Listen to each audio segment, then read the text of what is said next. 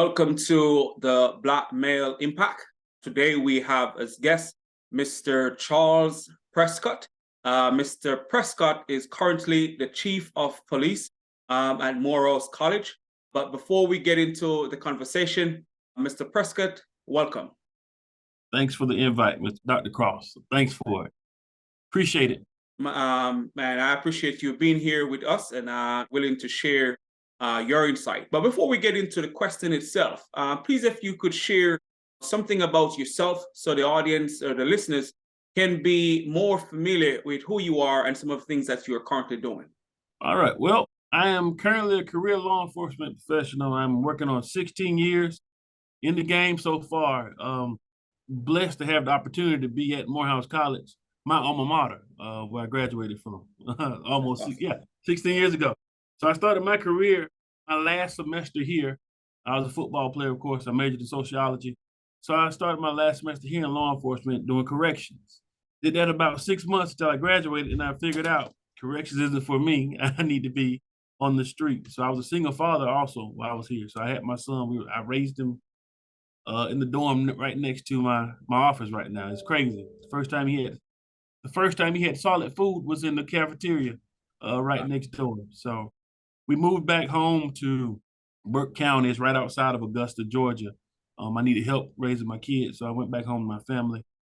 I could have got offers here. I had offers here to work in Atlanta. And just being honest, I thought if I moved back home, everybody's old and they're dying. So I could probably progress a little faster. So I bet on me in a sense. I went back home to where I'm from. They welcomed me with open arms. I went there as a deputy. We were a full service police department. Sheriff's office at the time. So full service meaning we did 911 calls. We had the jail. We did prison transports. I was there. I ran high risk warrants. I also was over sex offender registry. And I sat there for maybe 2 to 3 years. My timeline may be off because I said so much, but I sat there for 2 or 3 years. Afterwards, I went to the city, Waynesburg Police Department, where one of my mentors now, Sheriff Williams, he took over as the first Black chief of the city, and we had a drug problem inside the city limits. So he asked me to take over his drug unit. And I was like, I don't know anything about narcotics. I'm not a detective, don't want to be a detective. But he told me, what's your end goal going to be? Right? What's your end goal? So I knew I didn't want to kick doors for the rest of my life. So I served as a narcotics investigator. I ended up becoming the training coordinator for the office. I ended up also being the tactical operation officer for the office.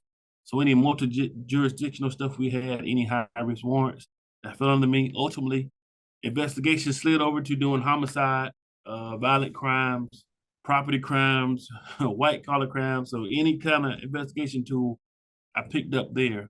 At 29 years old, I was tapped to be the assistant chief of police at Payne College in Augusta, the small HBCU there.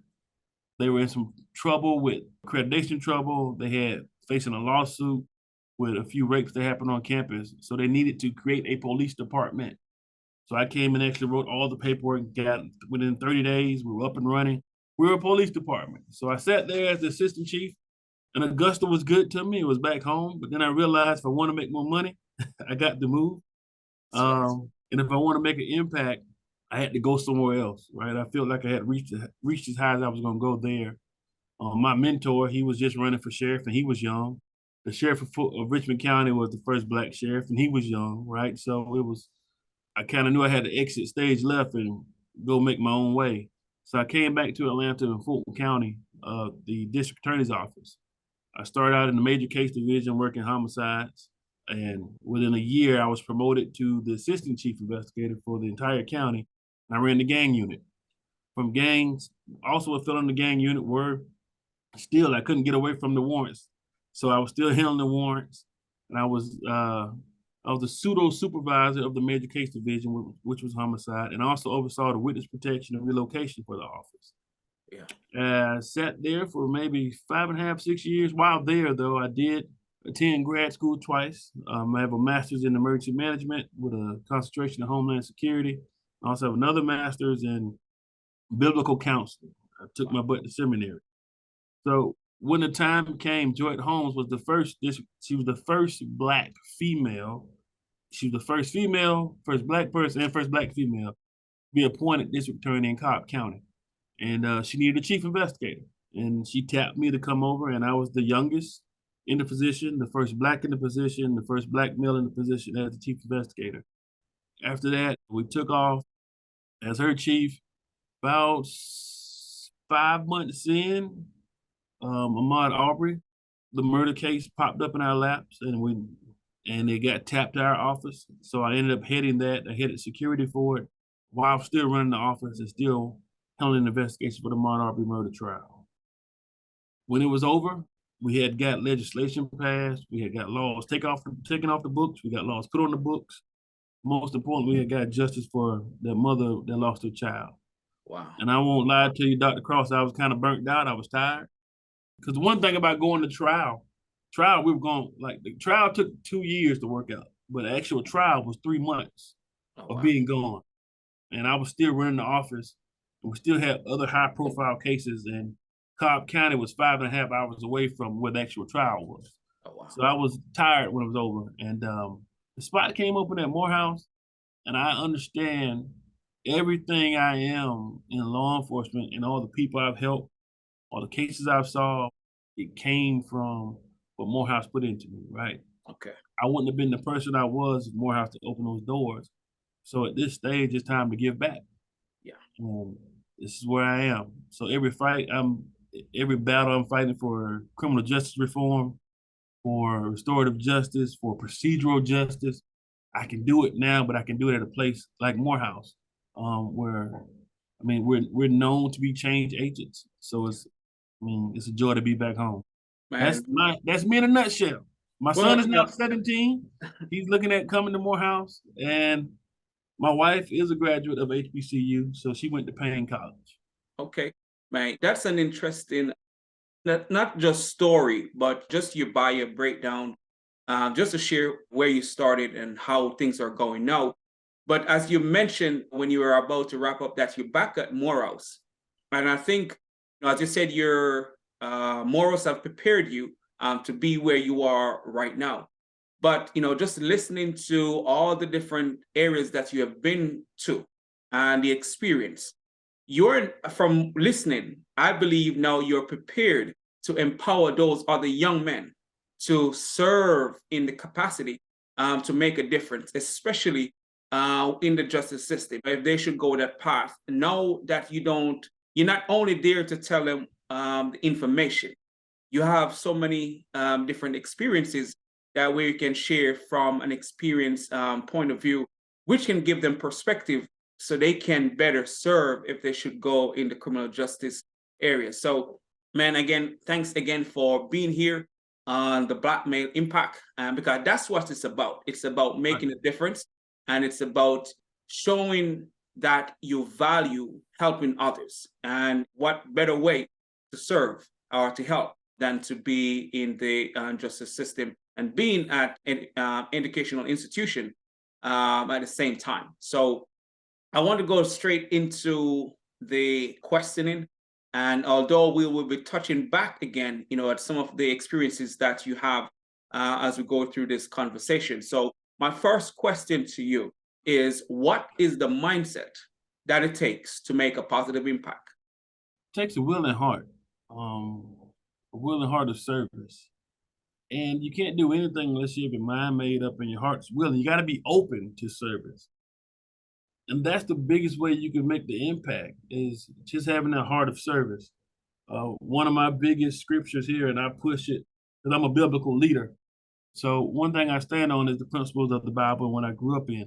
Matthew 10:45 says the Son of Man came to serve and not be served, and to give his life as ransom for many. So if Jesus himself in all his glory and all his wonder can come to earth and serve, who am I? What makes me so different, right? So there's one thing we do know, that when your heart's right, everything you do after that is going to be pure. It's going to be magnetic, and people are going to buy into it, and people will adjust to things that make them feel good. Yeah. People will naturally gravitate to things that make them feel safe. Yeah. Right? So safety and the need of feeling wanted, And that's one of the biggest things you got to have is that willing heart to do it. Because everybody can't serve. That's right. It doesn't matter what capacity you're in, Yeah. everybody can't serve. Yeah. And everybody's not willing to take a step back and take direction from somebody. Correct. Especially in this field of law enforcement, which we know, just being real, it wasn't built for people that look like me and you. Yeah. We know in the South it was built. I mean, the whole creation of law enforcement were to keep the slaves off the plant. I mean, were to hunt slaves on plantation that escaped. So being in Georgia, being a younger Black male and still trying to push change and speak the change, you gotta have a willing heart. Correct. Even when you don't feel like it, when you don't feel like getting up, you don't feel like speaking, you don't feel like doing the interviews, if you don't feel like writing the governor, you gotta do all that. And you gotta do it with a willing heart. And that's the biggest way you can affect change is just starting the fight. Well, and I believe that is important, as you said, because to do the work, you have to be willing, because sometimes it's going to be hard. But as you were sharing from a standpoint of service, one of my mentor once told me, service is the rent we pay for our time on earth. So if we are about making a difference, service is the way to do it. And if we have life, the best way to live is to serve others. So I really appreciate that perspective. And it's a great reminder to all of us, especially as Black men. And when we are thinking about all the things that we may have to go through to get to where we are, even if we don't have to experience it personally, we know our ancestors have paid a price for some of the things that we have to enjoy today. Exactly. And if me and you hadn't been through it, we know somebody who looks like us that have been through it. That's right. That's right. That's right. So we don't even have to wait for personal experience to realize the importance of being willing, as you mentioned, to make a difference, to speak up, to talk on somebody else's behalf, because to make progress, sometimes those who are going through it may not have the space or in position to mobilize that change that needs to take place. So we have to be willing and realize that we have a role to play in creating change. And I will go into the next question. And most of these questions will tie closely together. And if I'm sharing or about to ask the question and you have something else that you want to share on a particular question, stop me and share that point, because I want to hear from you the experience and the things that you have seen.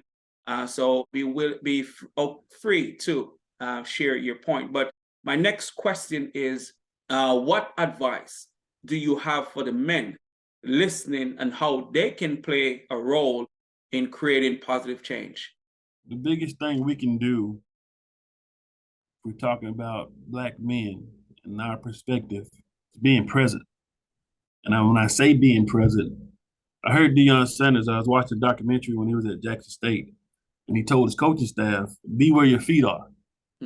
Don't make work home and don't make home work, but be where you are.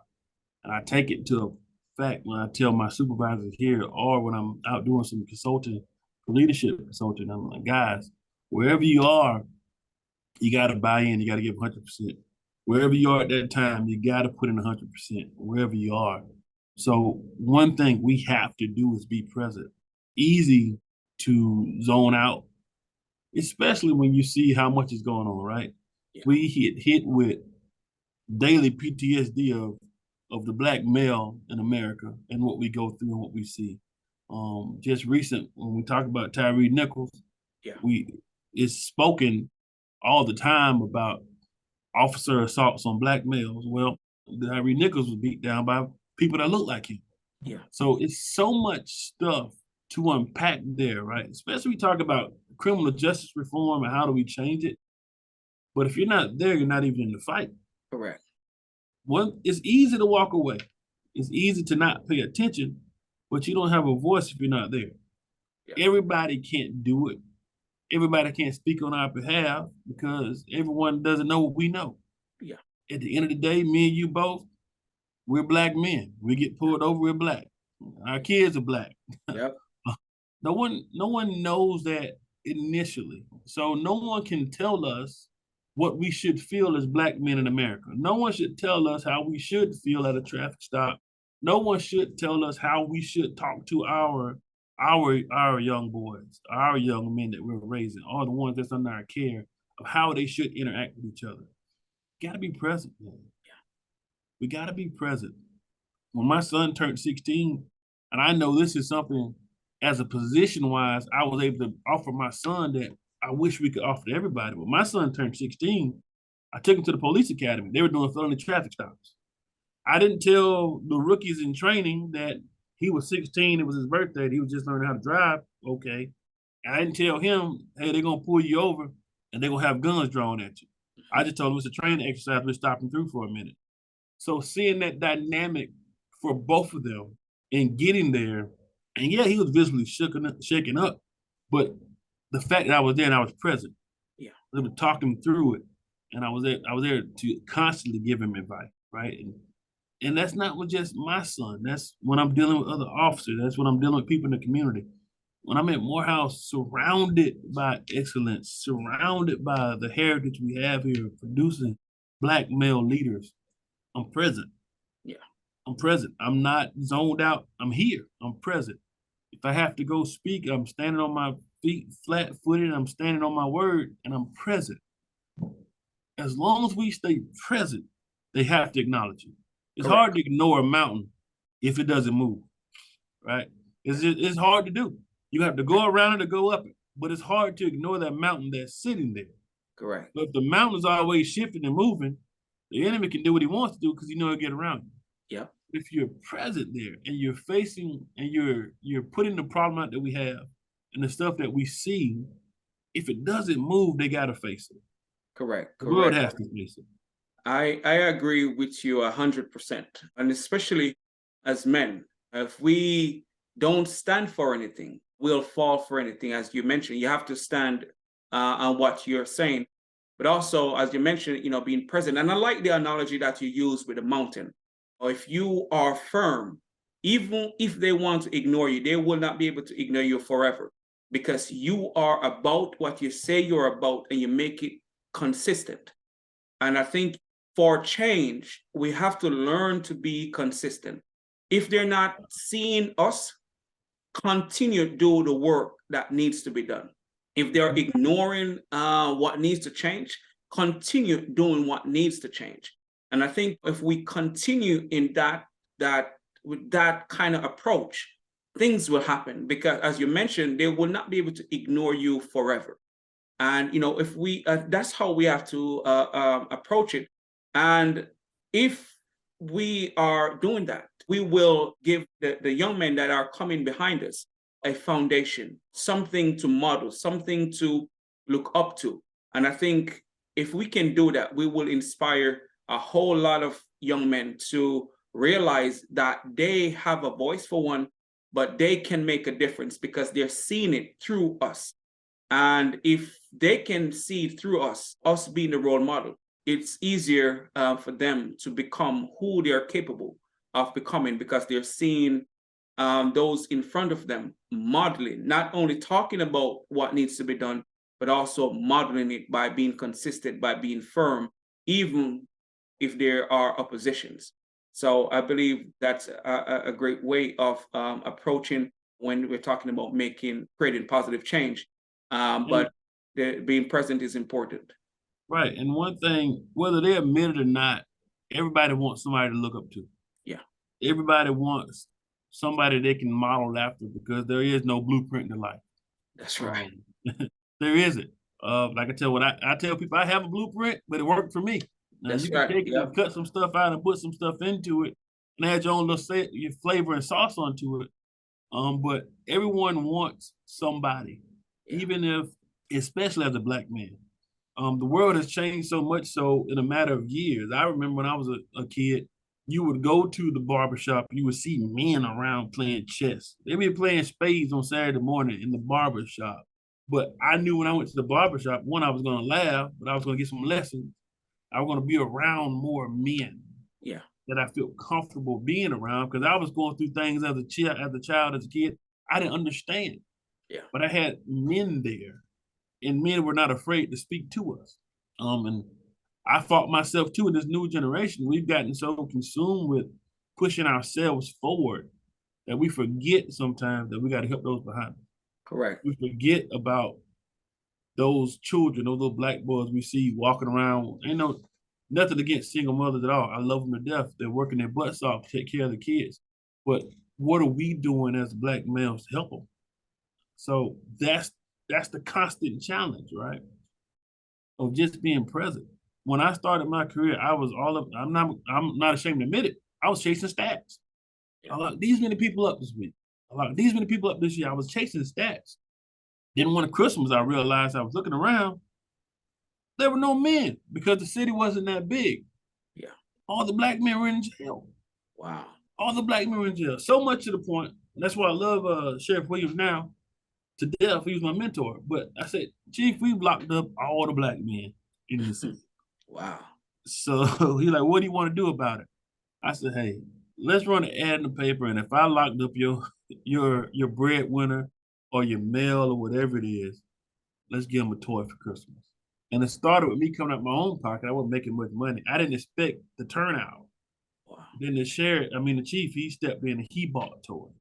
Then the major bought toys. And then we bought out the Family Dollar worth of toys, and people just kept coming in droves. But it shows what a black man can do when he's present. Yeah. And it shows how important we are to the community. Correct. One, if you take us out of the community, and two, if we stand strong in the community. So it was a two-part lesson, right? If you take us out of the community, you see how the families suffer and they go through things. But when a few of us stand strong, it doesn't take a lot. When a few of us stand strong in it, you see how people can prosper. Man, that's important.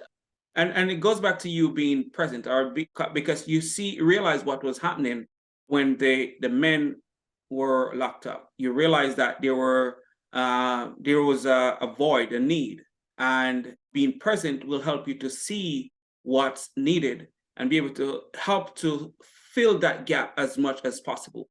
And I like how you said when the men are there, the community will be stronger. And when the men are not there, the community tends to break down, family tend to have harder times. And as men, that's one thing that we have to learn to do. It's almost break the cycle to some extent when it comes to some of us. But we have to see the value of us being present, the value of us helping to uplift our family, helping to uplift our communities and stuff like that. So, man, that perspective cannot be shared or overshared, because to go forward, it's important that we play a role in moving in the direction that's going to make things better for us and the generations to come. And that leads me to this question. How can we, as Black men, help to change the narrative today, outside of being present? It starts with whatever space you're in.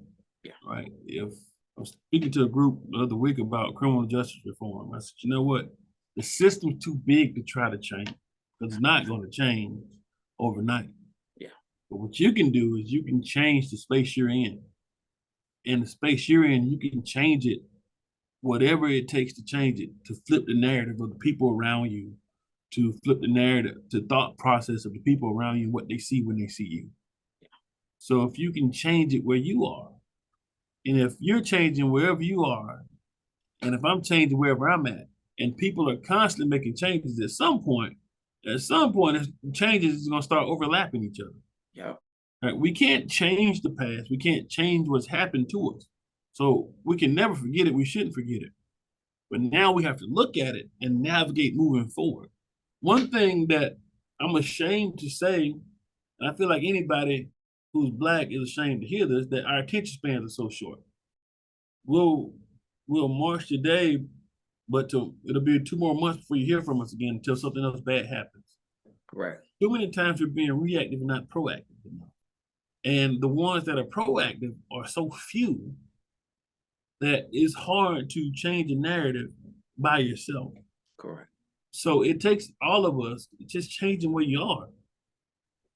Over sweeping changes don't happen in a matter of time, or nothing impactful happens over a matter of time. It takes steps, it takes processes. Yeah. But we have to be willing to change where we're at. It's one thing for me to get on here and tell you what I think Black men should be doing to change the narrative. But if I'm not doing it in my space here at Morehouse, or within my family, or within my church, or within my community, I'm just talking. I'm just putting out hot air. The problem is too many of us are talking, but we're not doing. Right. And doing doesn't necessarily mean you got to do it for everybody to see it. You don't have to do it to get the likes on social media. You don't have to do it for the awards, but you just do it because it's in you, and you do it because that's how it changes. Correct. If I want stuff to change around me, I can't depend on anybody else to do it. I have to do it.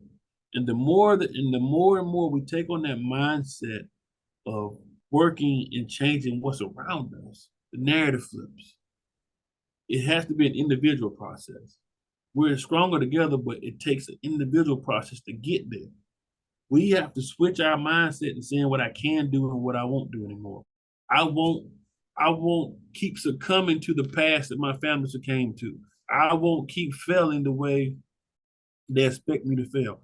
I will finish college. I won't drop out of high school. Start changing that around you. And I refuse to let you drop out of high school. I refuse to let you sit on the corner and sell to the kids. I refuse to let you sit here and do this to my community. And the more I start to do it, other people start doing it. And that's how the narrative changes. It changes by that person changing. And that change comes from your heart. You got to be willing to do so, like we said in the beginning. Yeah, and just listening to you, that how important it is that we have to focus on changing where we are first and foremost. And that even if we're going to change things on a bigger scale, if we're not willing to do what we can do where we are, then it may defeat the purpose, because we have to kind of occupy the space where we are. We have to let people know where we are, what we're about, where we are, so they know that this is what he stands for. This is what he represents. The change, the difference.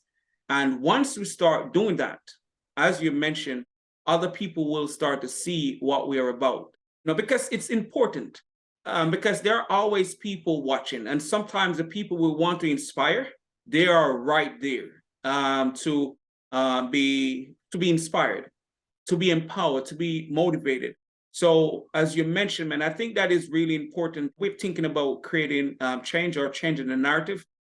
We have to focus on where we are. We have to, so I really appreciate that perspective, because sometimes we look on the bigger picture. We want to change an organization. We want to change the system. And individually, we may not be able to change the system. So we have to focus on changing where we are. And you said one thing that I really appreciate, that we cannot just talk about what we need to do.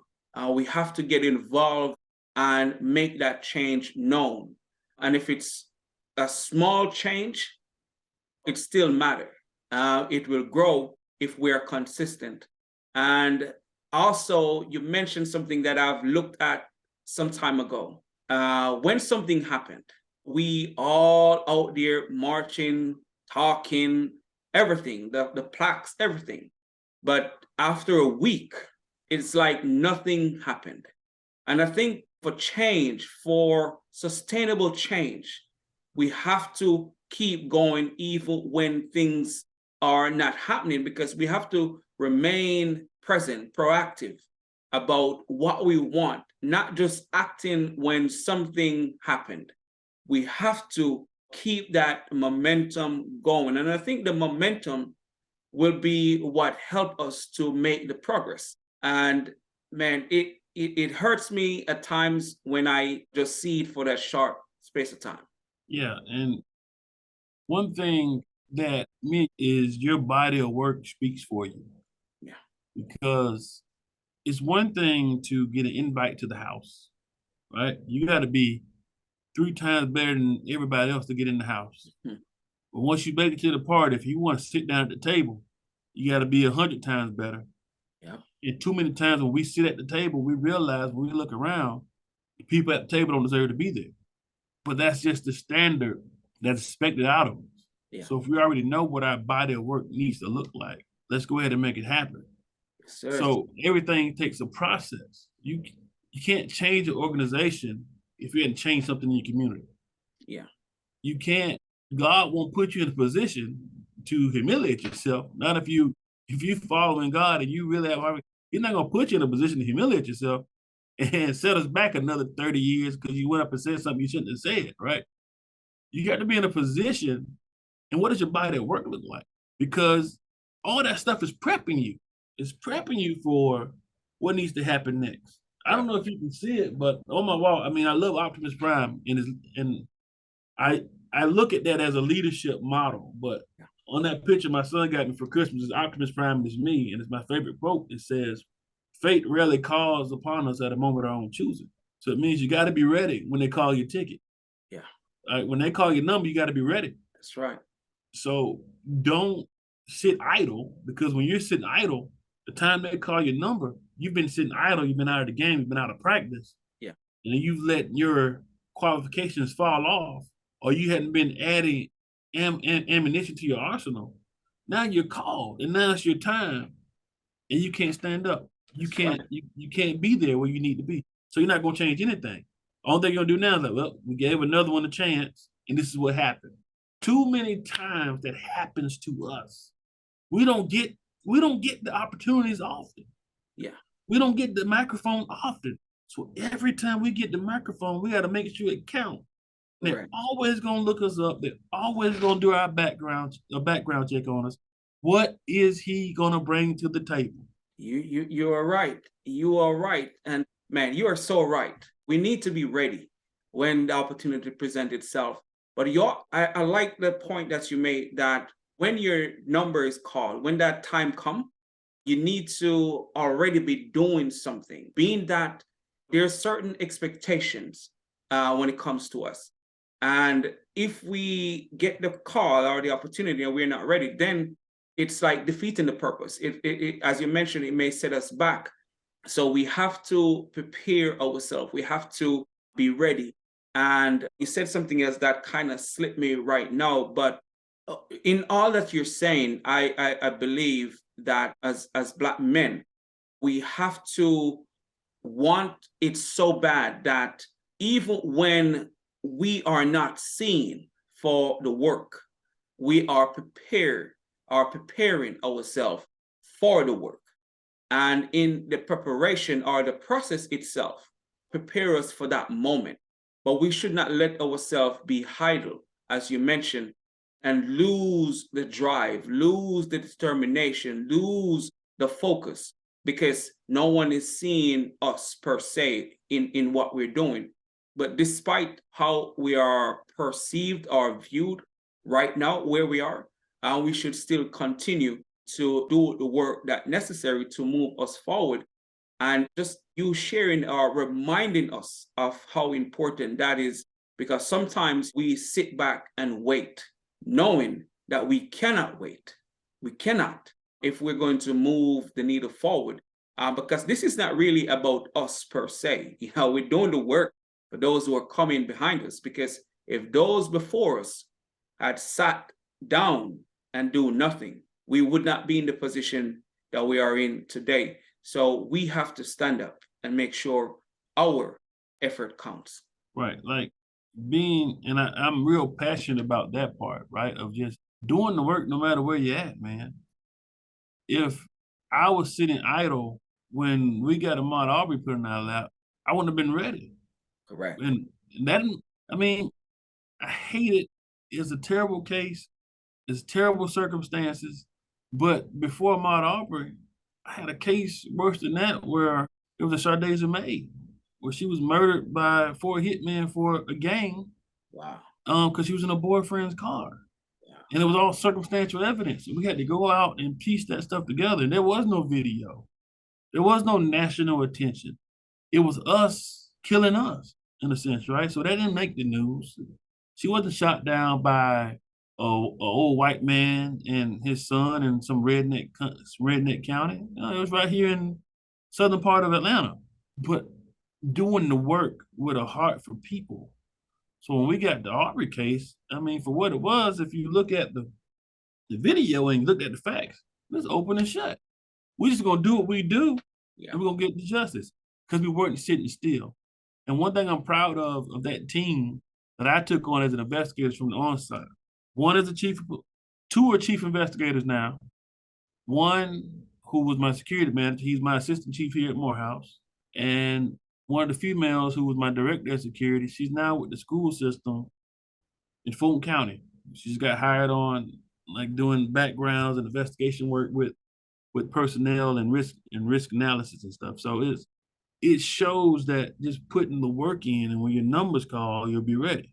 Oh yeah, you got to do the work. That's one thing you will not escape if you want to move up, or if you want to advance, or if you want to make an impact. You have to do the work.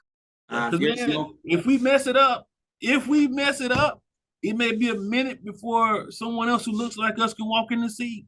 Correct. So we have to make sure we do our due diligence, not prepare ourselves for one, but also know that there are certain expectations that comes with us being in certain roles. And if we want to move forward, man, we have to take that seriously. We have to take the work that we're doing seriously. We have to take the change that we want to make seriously.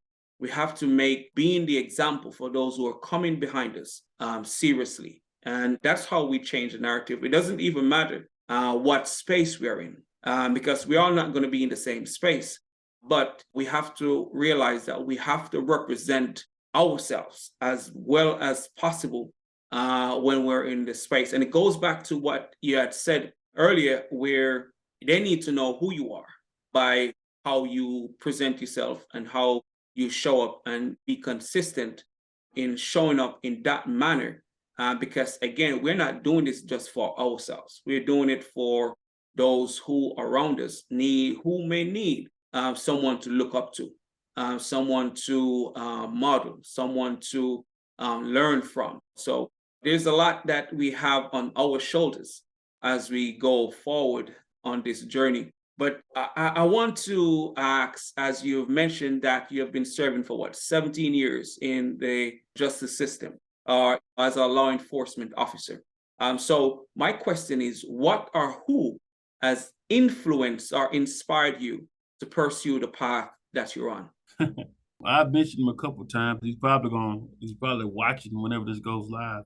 Alfonso Williams, he's the sheriff of Burke County. He is one of the most influential law enforcement figures I know. And I know, and I know a lot of people, and I come around a lot of people. But between Alfonso, there's Chief Joseph Williams, Joseph Nelson. Joe gave me my first shot in administration at 29. He made me his assistant chief. He saw enough in me, and I remember he used to tell me, "Hey man, fake it till you make it. Don't let them see you sweat." Right? So he put me in a position, and he said, "Learn it. I'm here. I got you." And even now, I mean, I call these guys weekly. The sheriff, he's one of my closest friends, and he'll call me now for HR advice. Right? This young kid he hired and put on is now. I took hold of every opportunity he gave me, but he'll call me now for HR advice. I can't not mention Joette Holmes, and for her, the compassion of people is one of the biggest things I've taken over the years. The love for the job and wanting to do the right thing, but I wasn't in a position yet where I was speaking up for us until I got under her tutelage. And I saw what she had to face as one of the biggest counties in the state, being the first Black female, and then she was the face of the case until she was voted out. But just her compassion for people every day.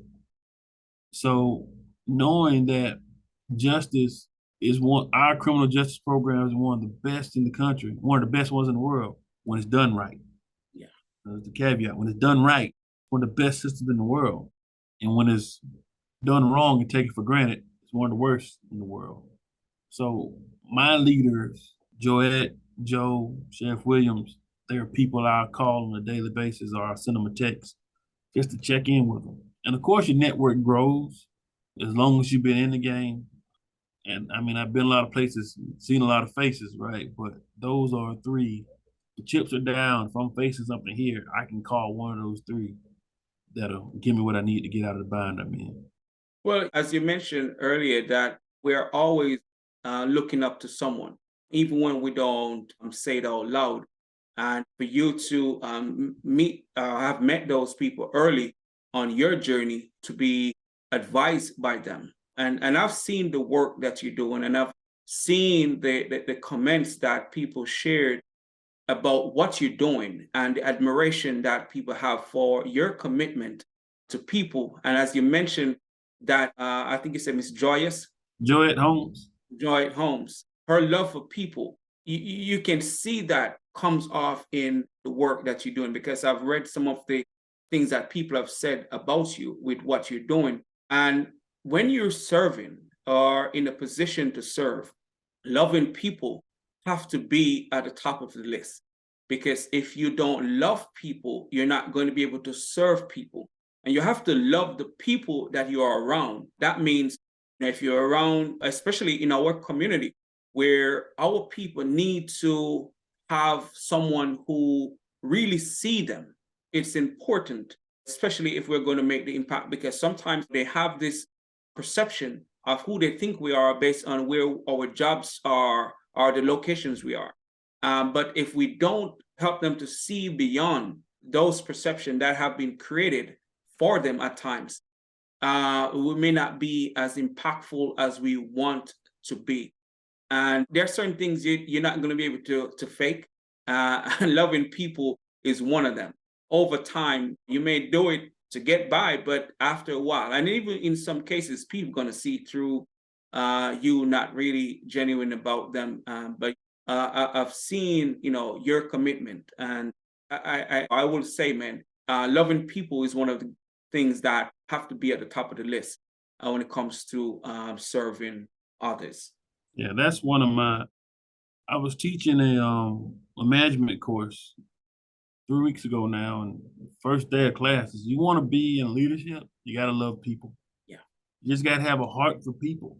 So I don't see it as work because I just love people. I love sitting down and talking. No matter what capacity I'm in, I just love people. And that goes a long way, because if you love people, you care about people. Yeah. And as being a public servant, as being somebody that's want to protect people, you got to have a, you know, you're not gonna take care of a product you don't love, you Correct. don't care about, right? So it's that love for people. One thing I took from Joette, we were in the middle of fighting this national case, and we had other stuff coming, and she was receiving some pressure about making a decision one time, and she looked at me. She said, "Charles, if doing the right thing means we'll no longer be in these positions, that means God is telling us it's time to go anyway." And man, I take that with me. And I tell her she doesn't know how impactful that statement was to me. If doing the right thing means I won't be in this position anymore, God don't want me here anymore anyway. It's time for me to be moved to somewhere else higher. Man, that is powerful right there. Yeah, that is powerful. And I think for us listening, at times, sometimes we try to force ourselves to stay in places and at the expense of others that who will suffer. And that statement is just really profound. If it's going to make things bad for people and you have to do something unscrupulous to stay there, then you're not supposed to. And you don't even want to even have that thought, just to be in a space that may not going to make you lose or go against your values. I want to be okay with the dude I see in the mirror in the morning. That's right. I want to make sure me and that guy ain't got no beef or no problem with each other, because I've been there. And if we're honest, we all have been there. Some people listening now may be going through that same deal.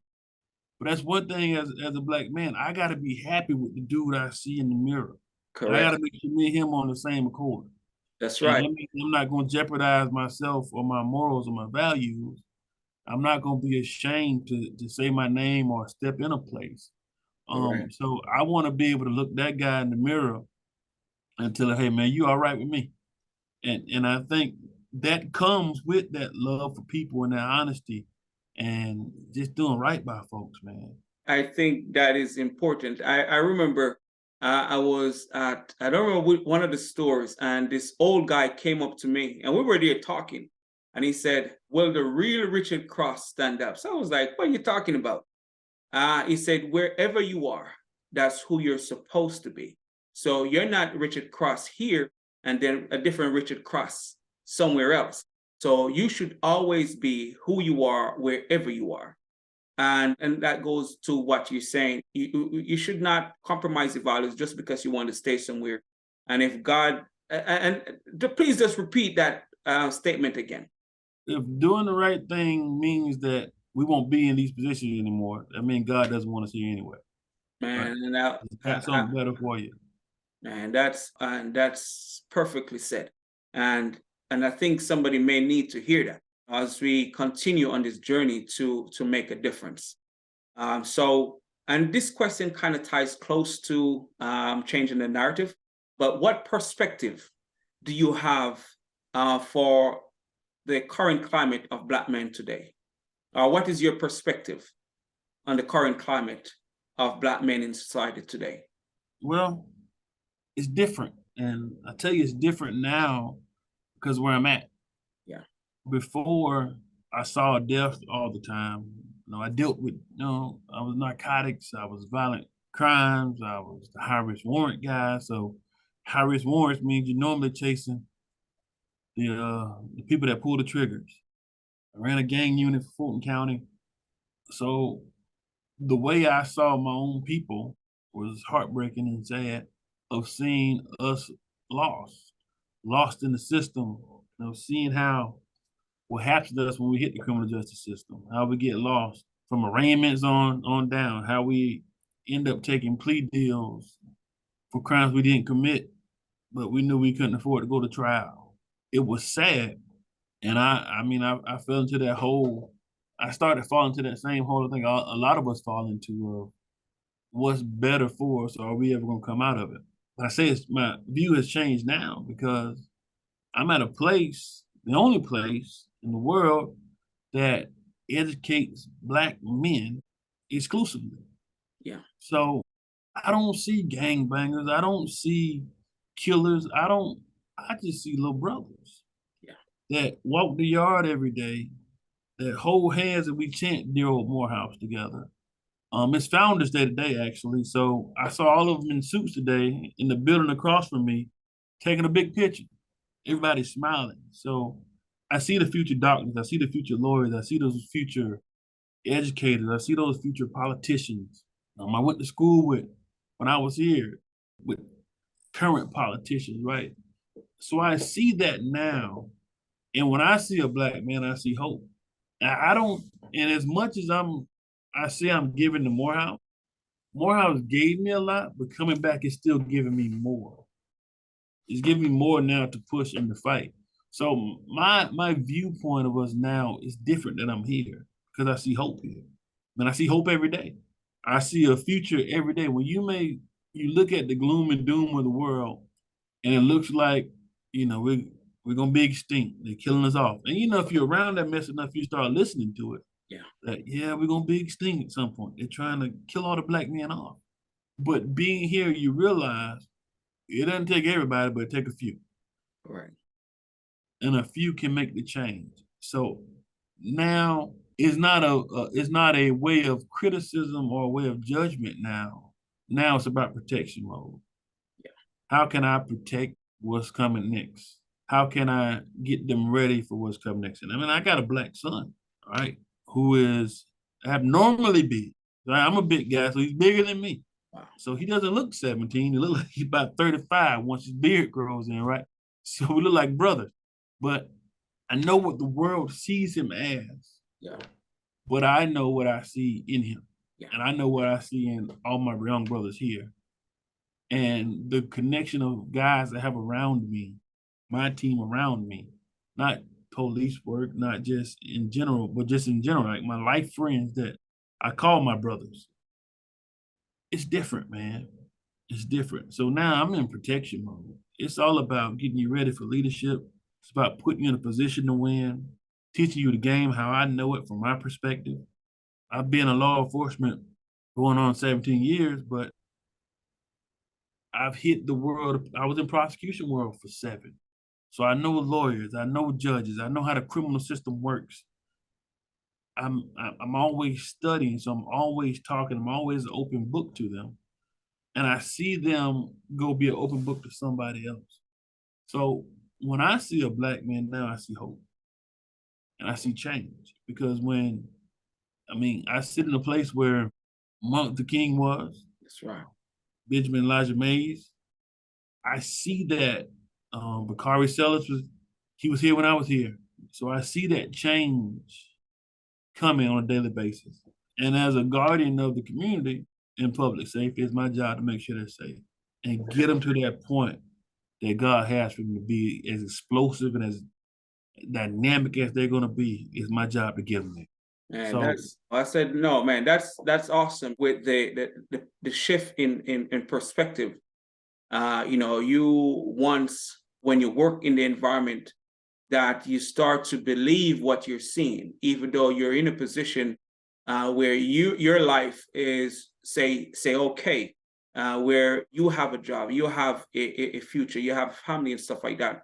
But when you start to see so many of the negative things, you start to wonder if this is all true about us. But to be in a space where young men are now trained or educated to be leaders of tomorrow, it gives hope. And just listening to you being in that space, and sometimes we are not all fortunate to be in space where young men are prepared to be future leaders. But as men, I think we should try our best to model what would want the next generation to be like. And when we come across those young men, share what we learn, not only the wins, but also our mistakes, because we're not always going to be in position or in an environment that is created for us to lead a group of young men to become the best version of themselves. So, and I think that's a real perspective, but I think it does give us an opportunity to really think about what we can do when we're not in a space that is intentionally created to empower the next generation.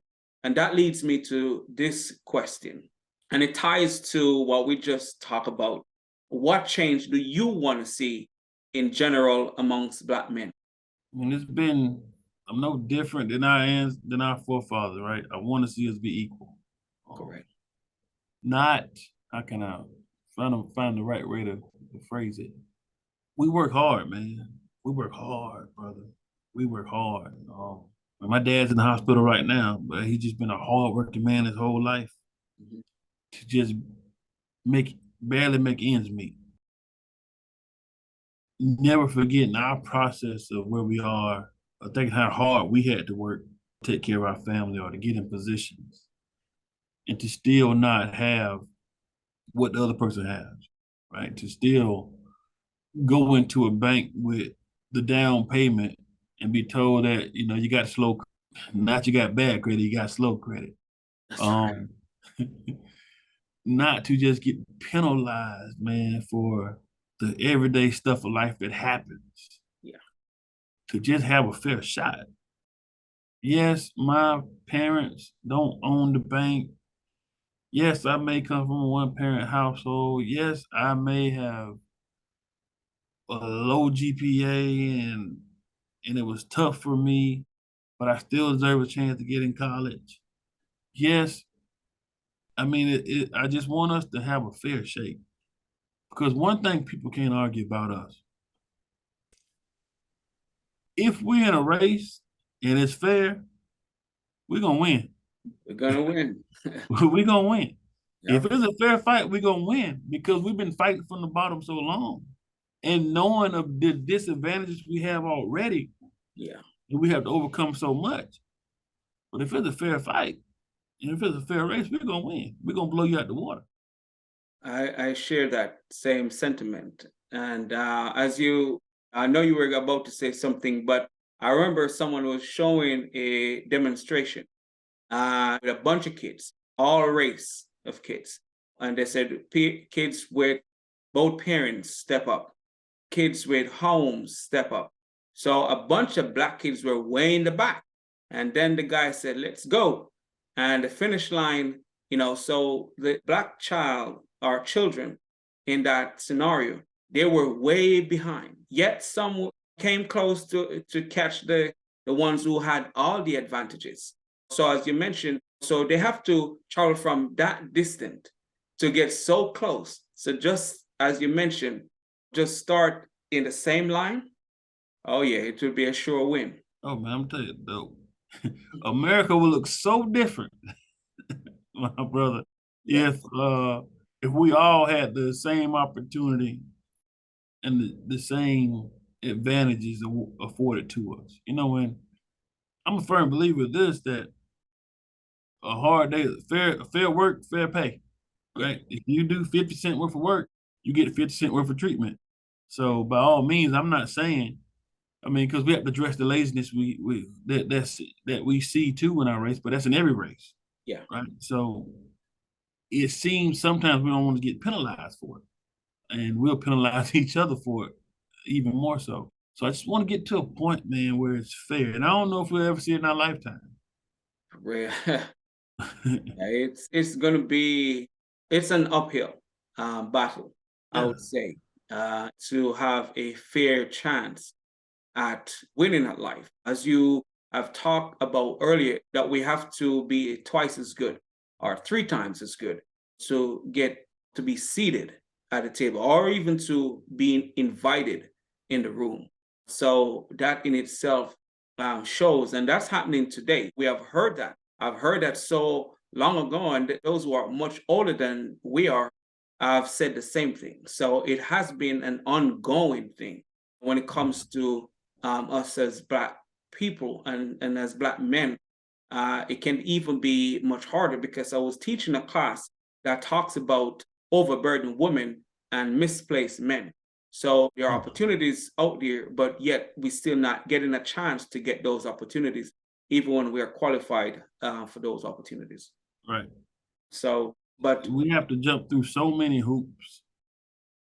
And the sad thing is we can't even talk about the hoops we're jumping through without somebody discounting it as we're complaining or we're lazy or we get categorized so quickly.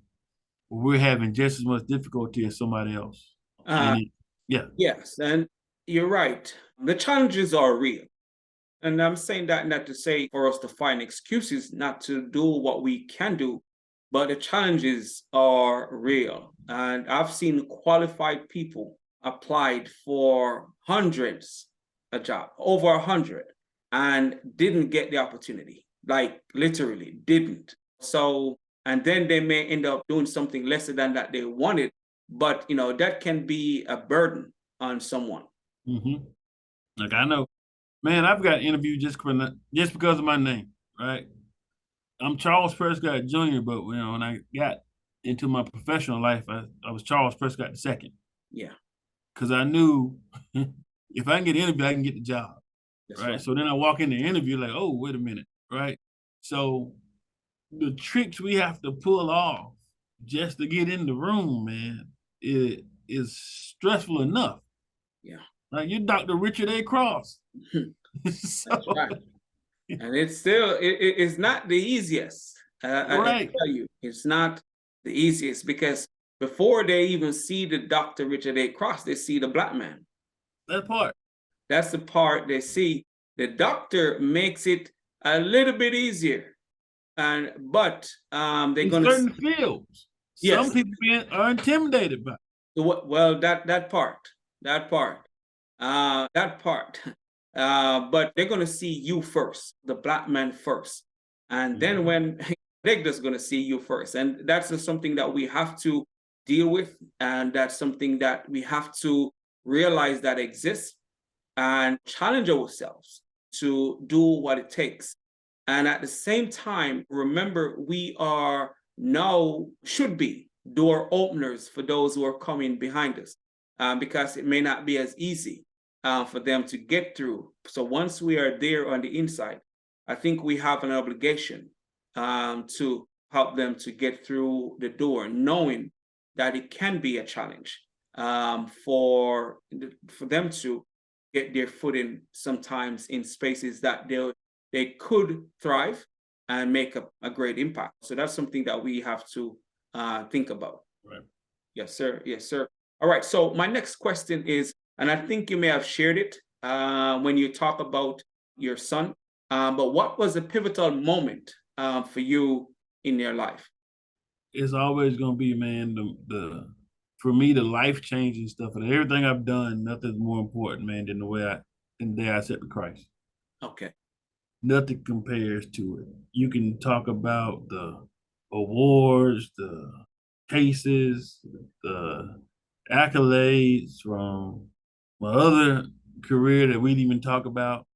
But man, nothing compares to that, man. When I accepted Christ, everything became clear. That's Right. right. To just know that as imperfect as I am with all the faults I have and all the dirty history, I got, as we all have, Yeah. and just knowing that you love me enough to keep blessing me. And Amen to that. every day more and more you put more on my plate. The the idea that you trust me, that God will actually trust me. Me, that's big. And I don't want to lose it. I don't want to lose the trust of God. So for me, the most pivotal point, man, was when I accepted Christ. And I was at a different place then, man. A different place. I was in law enforcement. I was in a different place. And that's one thing we don't talk about. We didn't dive into it today, of the mental health of a black man, of the childhood trauma and the PTSD, not even from law enforcement, from just being a black man in America. And then you throw on the violence I saw every day in my career, because I had to be a certain individual doing the certain stuff I was doing, right? So a lot of that, I was a person I didn't like when I looked in the mirror. I didn't like it. Like you said, a guy told you, with a real Richard Cross, stand up. I didn't know who I was anymore when I looked in the mirror, because I had to be so many people throughout the day that when I came home, I'm like, who are you? And I would literally just stare at the mirror like, who are you? And just knowing, man, that God loves me in spite of. Yeah. So to me, that was a big change. And a lot of people wasn't around, wasn't a parade thrown. I didn't call everybody, say, hey, I got saved today. Wasn't all that. That's right. That's right. It But wasn't all that. they will see in the behavior, they will see in the change, they will see in the impact. So some things don't even have to be advertised. The actions, advertise it. The things that you do, advertise it. So everybody don't have to be called to come witness, because every day they will witness who you are and who we have become. So that's just how it is when it comes to change. But that can be a lot of people, that itself helps someone to become more aware of who they are and what they need to do in life and stuff like that. Yes, sir. So let me ask this question. What life lesson have you learned late that you believe is important and can benefit this generation? I just posted this on LinkedIn yesterday. My grandma told me, she said, sticks and stones may break your bones, but words will kill you. Um, Speak wisely. Choose your words wisely. Be slow to speak sometimes. It's a big lesson I've learned. And realizing where the funk comes from. Right? There's a I was joking with a pastor a while back, and he said he was preaching. He had the same suit on. He had wore it a couple times already. But now he was at a funeral and he was out there in this Georgia sun, man, and they was beating down on him in the middle of the summer. And he was just joking and laughing. He said, man, something stank. And he sniffed himself and he found it was him. So he said, all right, I gotta go, y'all. And he learned, then God told him, you gotta know where you stink at. Because if people tell you they smell you, it's already too late. They've already talked about it. So in a sense, knowing where you stink at, all right, and making sure you sure up those weak spots that you have, that when they do come for you, because they're gonna come for you, they're gonna come after you. If you somebody that wants change and you're gonna do all you can, the enemy's gonna come for you. So you got to shore up those weak spots. And two, realize you can't shore them up on your own. That you're gonna need some help from the man above to help you with that. That's right. So for me, it's the mouth.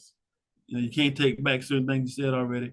Even now, and at this stage in the game, as much as I love people, it's just stuff from my past, man. I'm ashamed. Like I said that to that person, right? And we've grown past it and we've talked about it.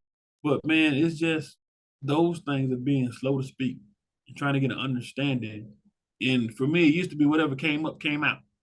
I realize now it's not helpful to anybody, and it's selfish. Yeah. You don't know who you're going to affect. You don't know who's going to be impacted, family wise or anybody. So just the biggest lesson I've learned is make sure I've studied and I'm ready for when it's time to punch my ticket. And I hadn't talked myself out of it.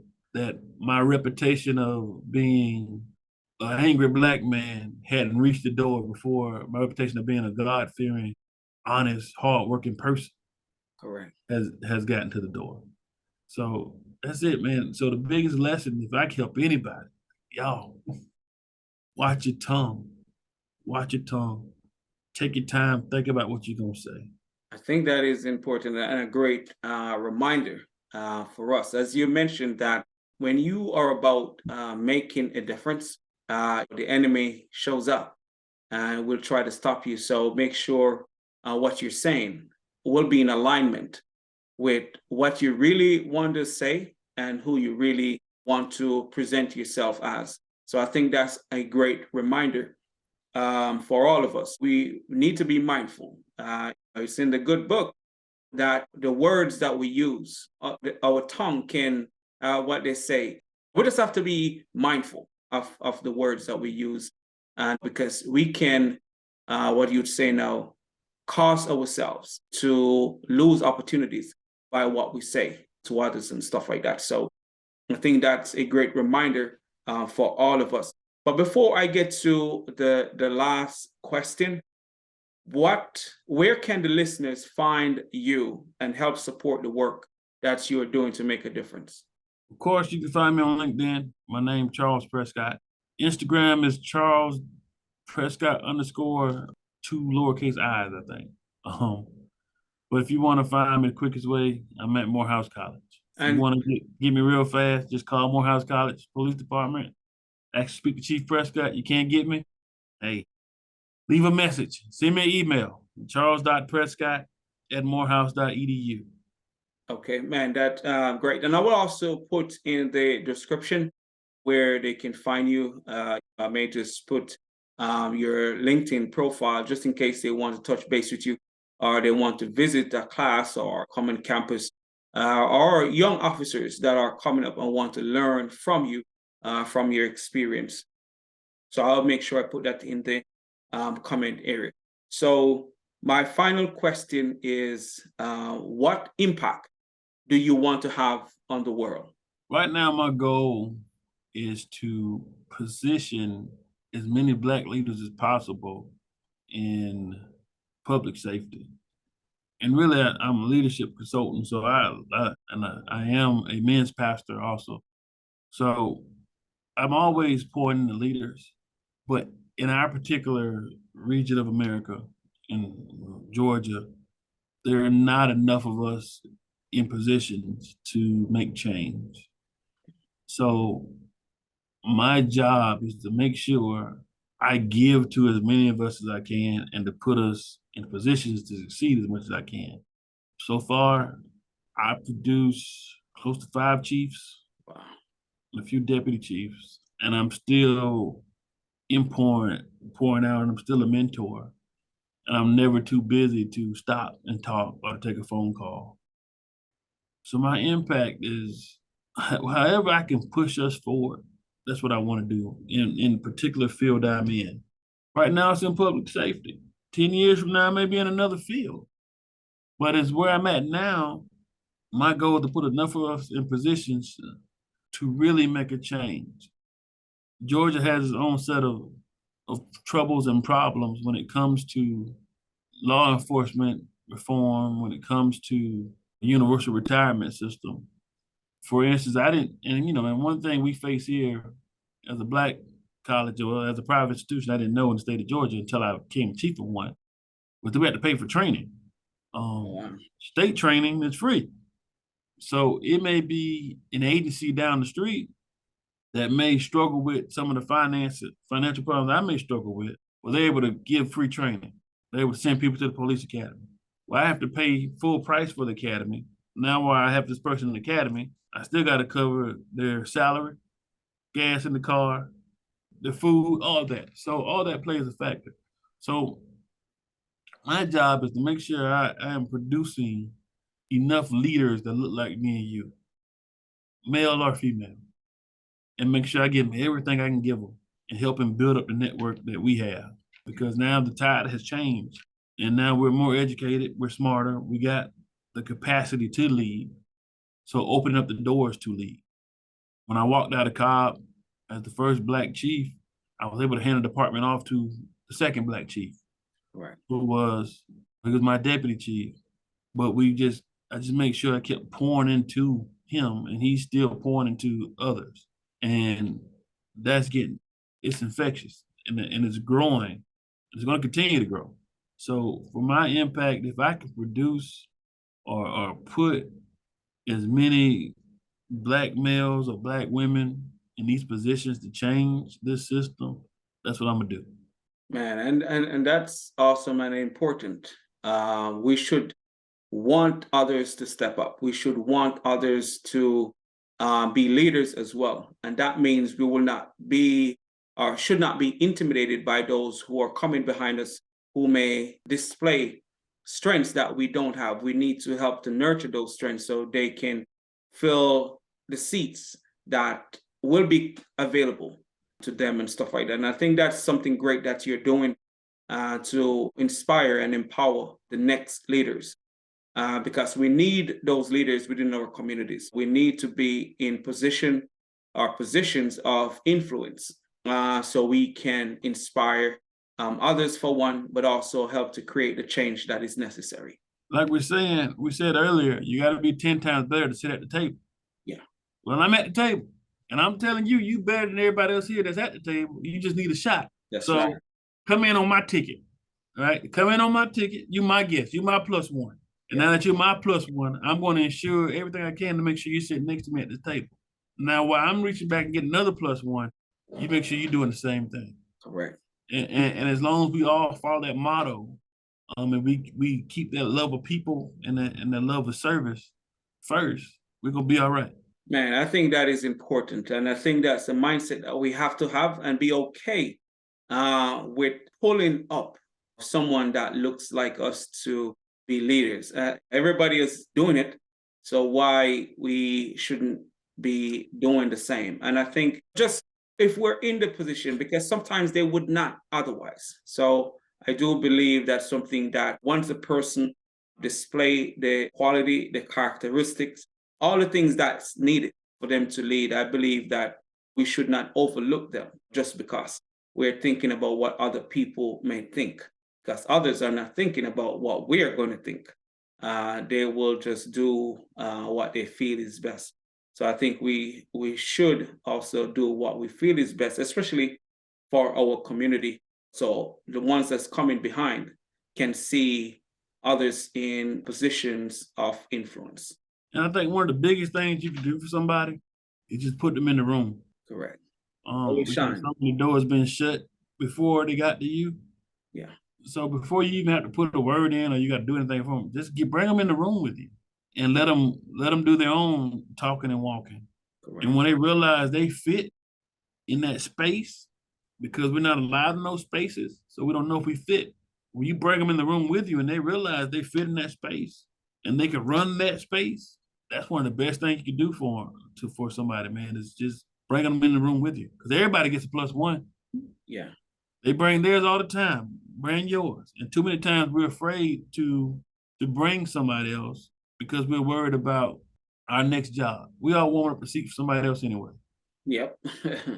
So I mean, at some point, if Morehouse tells me Chief, it was good, and God didn't have another spot lined up for me, I got enough Chiefs around that I can say I need a job. So That's right. it's us taking care of each other too. That part is important because you never know. Being that you're at the top now, you never know what Never life know. will present to you. You may have to call on the person that you have helped. So that's a valid point as well. As we go forward as men, we need to know that not because we are at the top, we will always be at the top. So we must help as many people, as many of us as possible that we can help as we go forward. So, Mr. Charles Prescott, man, it was great having you here on the Black Male Impact. Thanks for sharing the insights and perspective. I believe the listeners have gotten something from what you have shared. And I just want to say, man, thanks for taking the time to come and share with us what you have been doing and the impact that you're having. It's a pleasure to have you here on the Black Male Impact. Well, thanks for the invite, my brother. Thank you for the work you're doing of motivating and putting people that's in those rooms out front for all of us to see. Man, What spaces we're in. Yes, sir. I appreciate, man. That's one thing that when I started the journey, especially my doctoral journey, I didn't realize there were so many Black men with PhDs. And, but we don't know. So I can just imagine how many of us out here doing great work and no one knows about it. So that's one of the purpose of the Black Male Impact, because not only for us to know, but the next generation to know. Amen to that, brother. All right, man. Thanks. And listeners, thanks for being here. As always, the Black Male Impact is about creating positive change. And thanks for your support. Please like, comment, and share with the people. Again, thanks for being here on the Black Male Impact.